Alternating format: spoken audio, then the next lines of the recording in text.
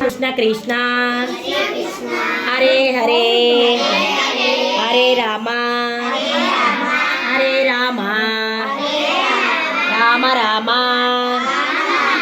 హరే హరే.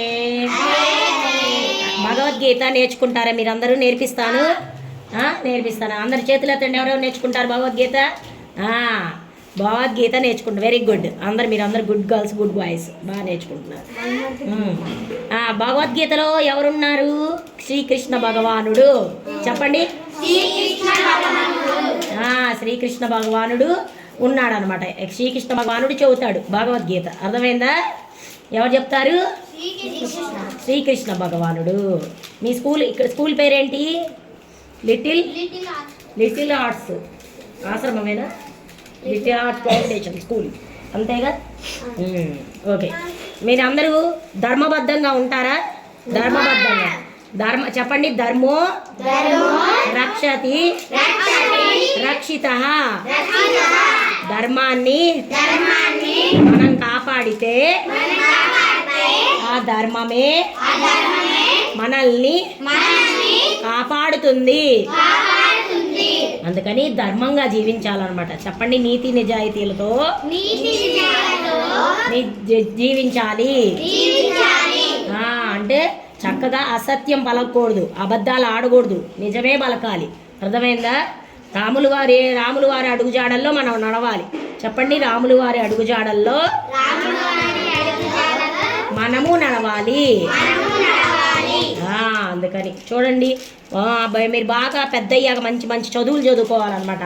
ఇప్పటి నుంచే చిన్నప్పటి నుంచే మీరు మంచిగా పెరగాలి. చిన్నప్పటి నుంచి బాగా. సరేనా? పెరుగుతారా?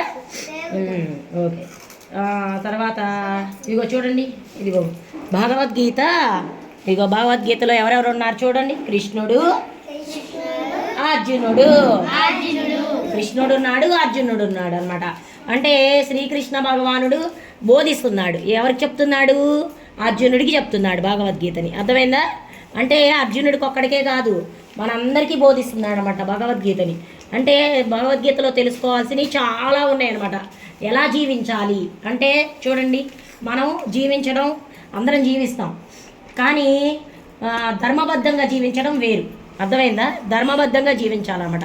ధర్మబద్ధంగా జీవిస్తే మనం చక్కగా పెద్ద పెద్ద పొజిషన్లకు వెళ్తారు. మీరు డాక్టర్లు, లాయర్లు, కలెక్టర్లు అవుతారా? అవ్వాలని ఉందా?